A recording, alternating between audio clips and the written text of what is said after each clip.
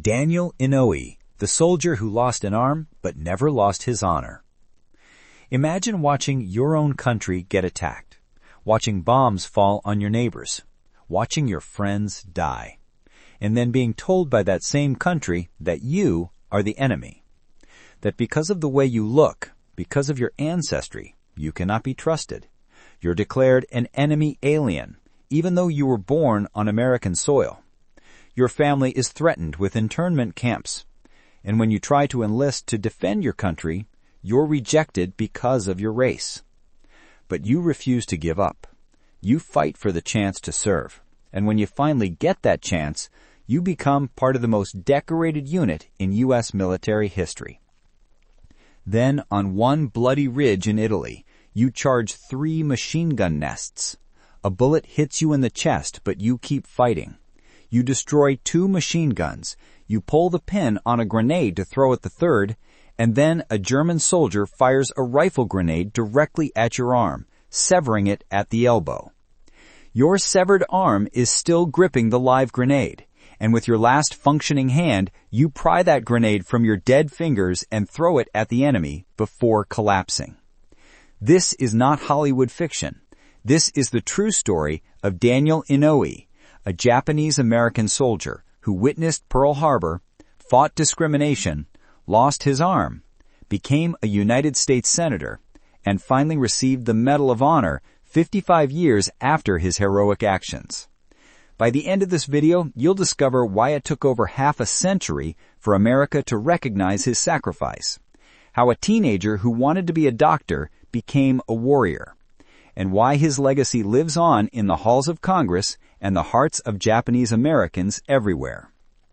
Stay with me, because Daniel Inouye's story is about honor, sacrifice, and never giving up on a country that gave up on you.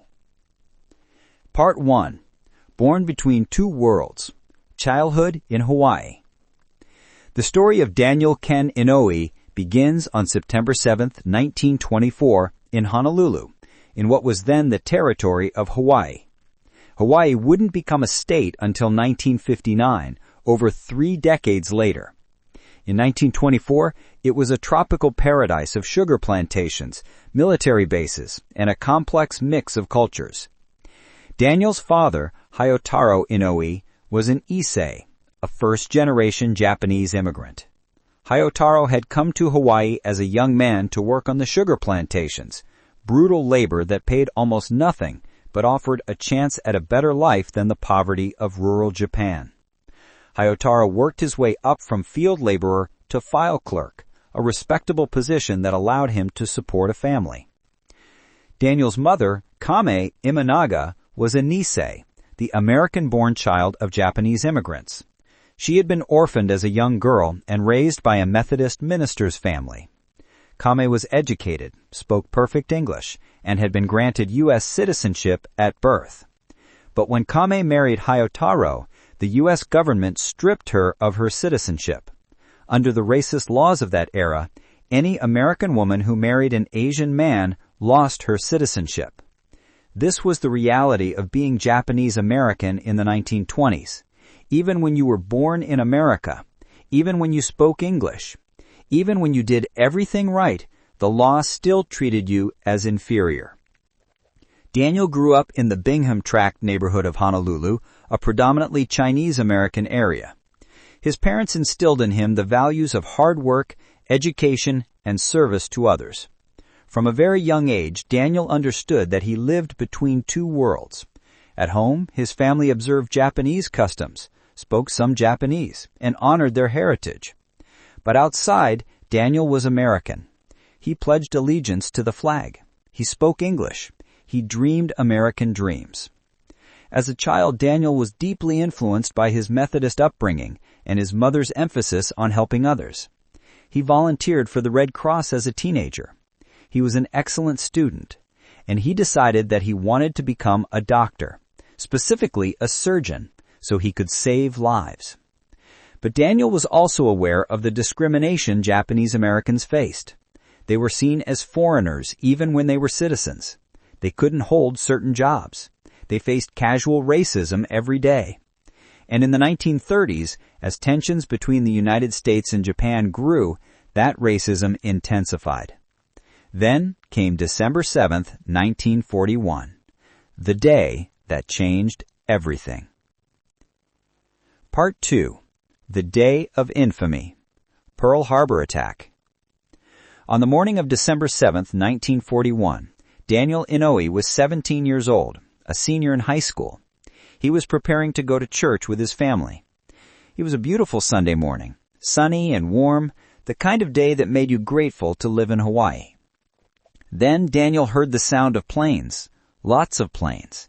He looked up and saw aircraft flying low over Honolulu, heading toward Pearl Harbor. At first he thought it was just another military exercise.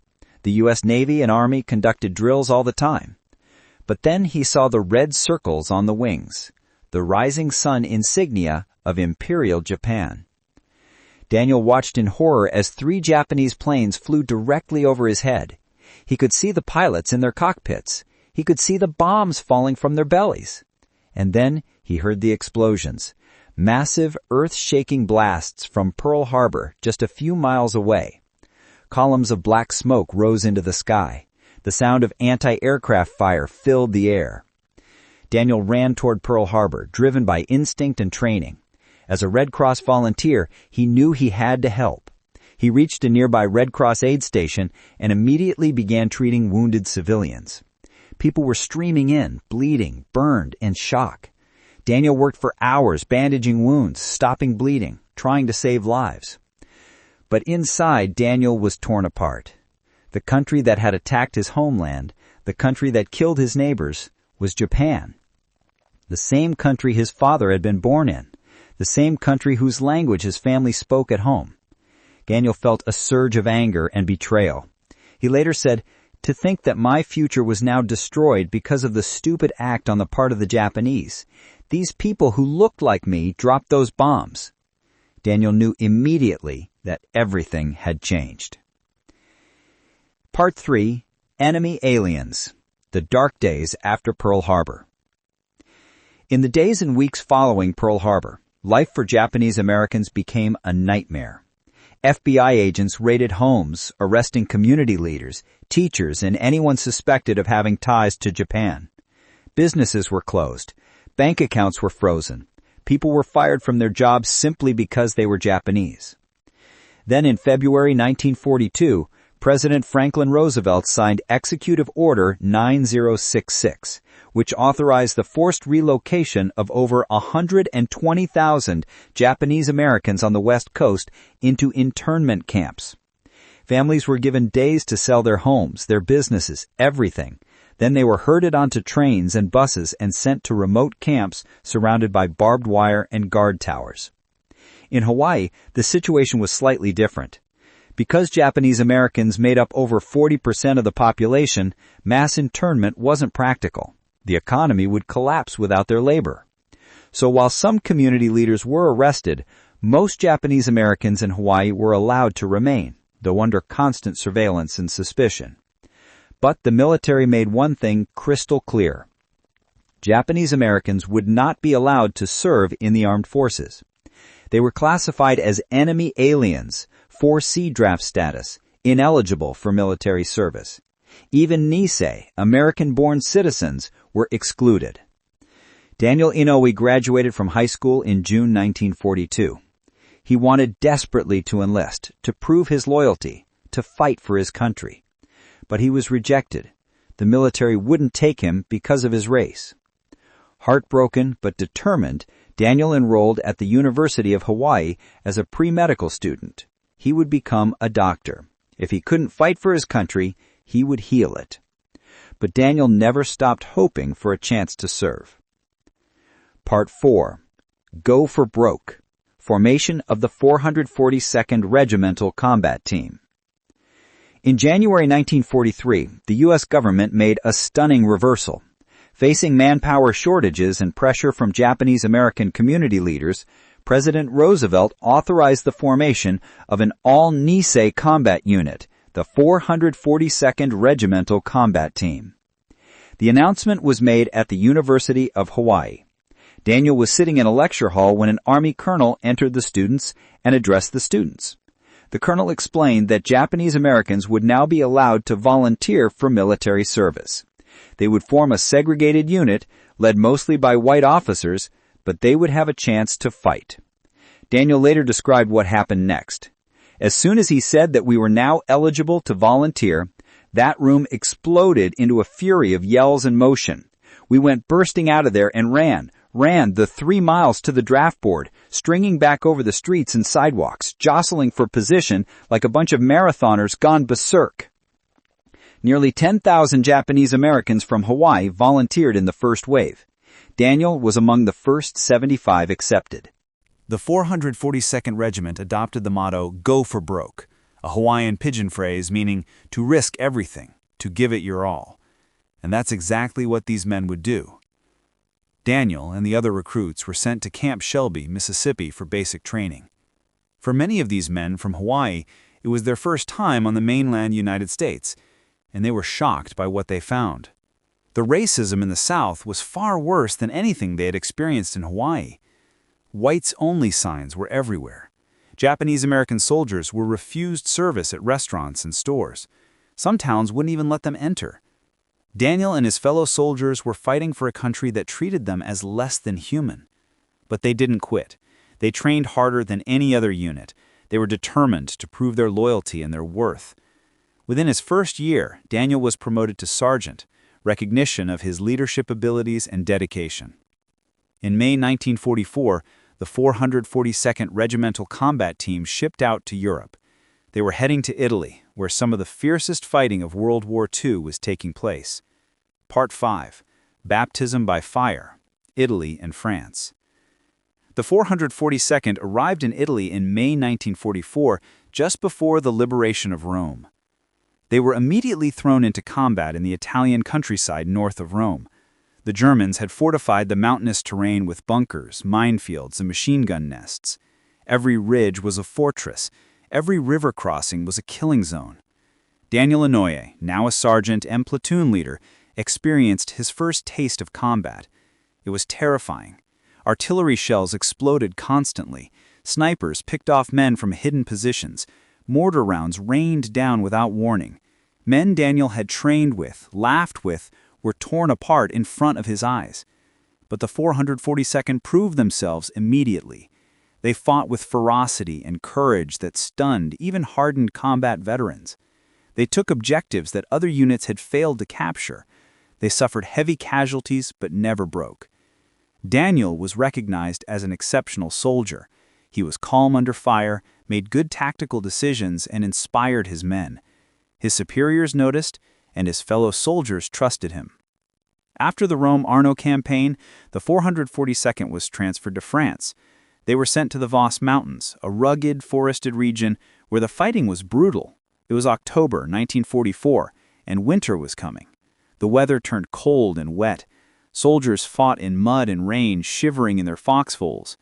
Then came the mission that would make the 442nd legendary, the rescue of the Lost Battalion. Part 6. The Lost Battalion. Rescue Mission in the Vosges.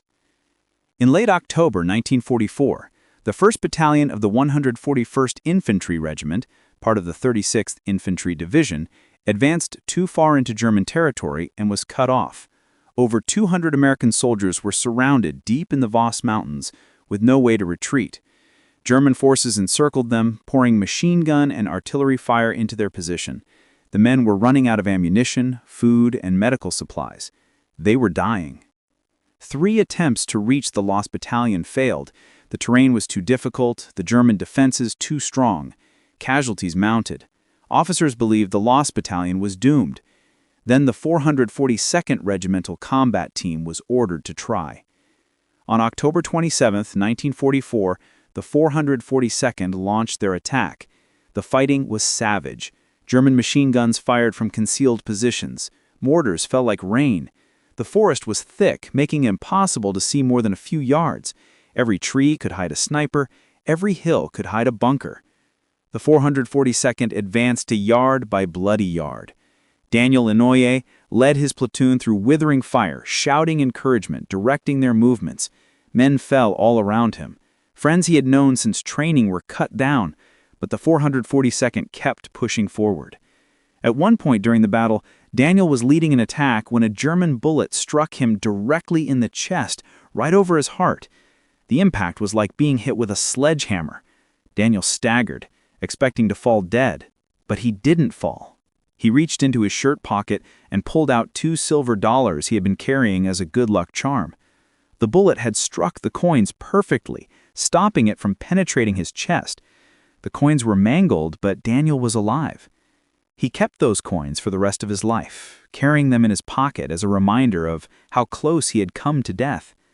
For 5 days, the 442nd fought through hell. When they finally reached the Lost Battalion on November 30th, they had saved 211 men, but the cost was staggering. The 442nd suffered over 800 casualties. I Company went into battle with 185 men, only 8 walked out unhurt. K Company started with 186 men, only 17 remained. For his courage during the rescue, Sergeant Daniel Inouye was given a battlefield commission to second lieutenant. He was now an officer, the youngest in his regiment. But Daniel's greatest test was still to come. Part 8. April 21st, 1945, the day Daniel lost his arm. In early 1945, the 442nd returned to Italy for the final push to break through the German Gothic line in the Apennine Mountains. The war was almost over, but the Germans were fighting with desperate ferocity. They knew they were losing, but they wouldn't surrender. On the morning of April 21st, 1945, Lieutenant Daniel Inouye led his platoon in an assault on a German-held ridge near the village of San Terenzo. The ridge guarded an important road junction. Taking it was critical to the Allied advance. Daniel had woken up that morning with a sense of dread. His lucky silver dollars, the ones that had saved his life in France, were missing. He had lost them. He tried to shake off the feeling, but he couldn't. Something felt wrong. As Daniel's platoon advanced up the ridge, 3 German machine gun nests opened fire. Bullets tore through the air. Men fell. The platoon was pinned down, unable to advance, unable to retreat. Daniel knew he had to act. He directed his men to provide covering fire. Then he began crawling forward, alone, inching up the slope toward the nearest machine gun. Bullets kicked up dirt all around him. He got to within 5 yards of the German position, pulled 2 grenades from his belt and threw them. The explosion silenced the machine gun. The crew was dead. Daniel stood and charged toward the second machine gun, firing his submachine gun from the hip. He killed the German crew and destroyed the emplacement. 2 down. 1 to go. Daniel pulled the pin on another grenade and prepared to throw it at the 3rd machine gun nest. He drew his arm back to throw, and then he saw the German soldier. Just a shadow, raising his rifle. Daniel didn't even have time to react. The German fired a rifle grenade. It struck Daniel's right elbow and exploded. The blast severed his arm just below the elbow. His arm, still gripping the live grenade, fell away from his body. Daniel looked down in shock. His arm was gone.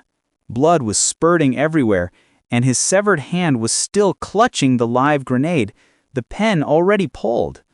The grenade was going to explode in seconds. But the battle wasn't over. German soldiers were counterattacking. Daniel, bleeding from his arm, stumbling, barely conscious, grabbed a pistol and fired at the approaching Germans. He killed 2 of them before finally passing out. His men rushed to him, applied a tourniquet to stop the bleeding, and called for medics. Daniel was evacuated to a field hospital, then to a larger hospital in the rear. He had lost his right arm, but he had saved his platoon, and he had killed 25 German soldiers and captured 8 others. Part 8. The Long Road to Recovery. Daniel spent the next 20 months in military hospitals, undergoing multiple surgeries and rehabilitation. His right arm was amputated just below the shoulder. Doctors worked to save as much of the limb as possible, but there wasn't much they could do. Daniel was devastated. His dream of becoming a surgeon was over. You can't perform surgery with one arm. His entire future had been destroyed in a single moment. He fell into deep depression. He didn't want to see visitors. He didn't want to talk. He spent days staring at the ceiling, wondering what he would do with the rest of his life. While recovering at Percy Jones Army Hospital in Battle Creek, Michigan, Daniel met another young officer who was also recovering from severe war wounds, Bob Dole. Dole had been hit by German machine gun fire and suffered catastrophic injuries to his right arm and shoulder. The two men became friends, bonding over their shared pain and uncertain futures. That friendship would last for decades. Both men would eventually serve together in the United States Senate.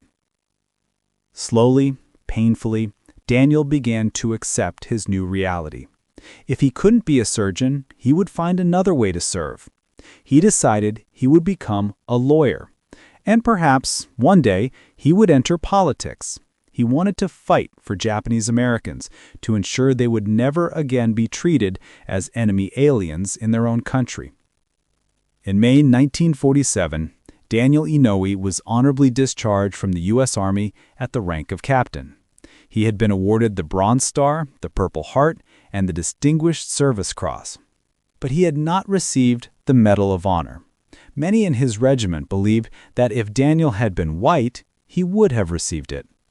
But in 1947, Japanese-American soldiers were not given the nation's highest military honor. Discrimination, it seemed, extended even to medals. Daniel returned to Hawaii and enrolled at the University of Hawaii, using the GI Bill to pay for his education. He graduated in 1950 with a degree in government and economics.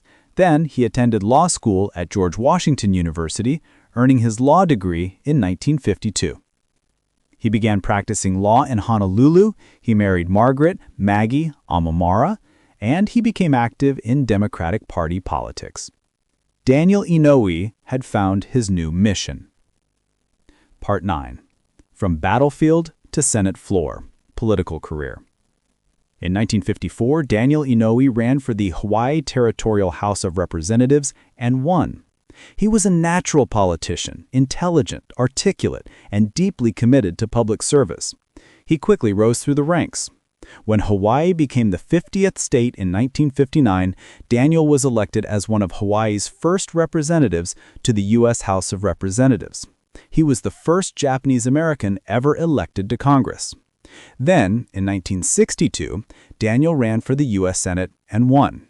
He would serve in the Senate for the next 50 years until his death in 2012. Daniel became one of the most powerful and respected senators in American history. He served on the Senate Appropriations Committee, eventually becoming its chairman. He was president pro temp of the Senate, third in line to the presidency. He gained national prominence during the Watergate hearings in 1973 and the Iran-Contra hearings in 1987. But Daniel never forgot his roots. He fought tirelessly for Japanese-American civil rights.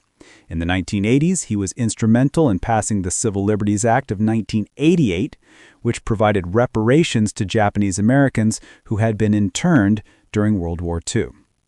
It was a formal apology from the U.S. government for one of the darkest chapters in American history. And Daniel continued to advocate for veterans, for Hawaii, and for the values he had fought for on the battlefields of Italy and France. Part 10. The Medal of Honor at last. For decades, the question lingered.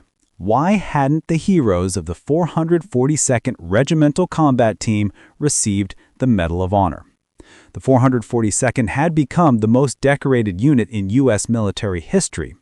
They earned over 18,000 individual decorations, including 9,486 Purple Hearts, 21 Medals of Honor, and countless other awards. But most of those Medals of Honor were awarded posthumously, and many deserving soldiers had received lesser awards due to discrimination. In the 1990s, Congress authorized a review of Distinguished Service Cross awards given to Asian American soldiers during World War II. A team of military historians examined the records and concluded that racial prejudice had prevented many Asian American soldiers from receiving the Medal of Honor they deserved. On June 21, 2000, President Clinton held a ceremony at the White House. 22 Asian American soldiers, including Daniel Inouye, had their Distinguished Service Cross awards upgraded to the Medal of Honor. Daniel was 75 years old when he finally received the nation's highest military honor, 55 years after his heroic actions on that ridge in Italy. In his remarks, President Clinton said, "Rarely has a nation been so well served by a people it has so ill-treated." Daniel Inouye stood before the president, his empty right sleeve pinned to his uniform, and accepted the Medal of Honor with humility and grace. Part 11. The Final Salute and Lasting Legacy. On December 17, 2012, Daniel Inouye died at Walter Medical Center in Bethesda, Maryland. He was 88 years old and had been suffering from respiratory complications. He had served in the U.S. Senate for 50 years, longer than all but 2 other senators in American history. His funeral was a state event. President Barack Obama, Vice President Joe Biden, and dozens of senators and representatives attended. Daniel's body lay in state in the Capitol Rotunda, an honor reserved for only the most distinguished Americans. He was buried with full military honors at the National Memorial Cemetery of the Pacific in Honolulu. In 2013, President Obama posthumously awarded Daniel Inouye the Presidential Medal of Freedom, the nation's highest civilian honor. Daniel became the first and only person to receive both the Medal of Honor and the Presidential Medal of Freedom. A U.S. Navy destroyer, the USS Daniel Inouye, DDG-118, was named in his honor and christened in 2019. Buildings, schools, and monuments across America bear his name. But perhaps Daniel's greatest legacy is what he represented, the idea that prejudice and discrimination can be overcome through service and sacrifice. Daniel was told he was an enemy alien, but he proved his loyalty on the battlefield. Second, that losing a part of yourself doesn't mean losing your purpose. Daniel lost his arm and his dream of becoming a surgeon, but he found another way to serve. Third, that true heroism is humble.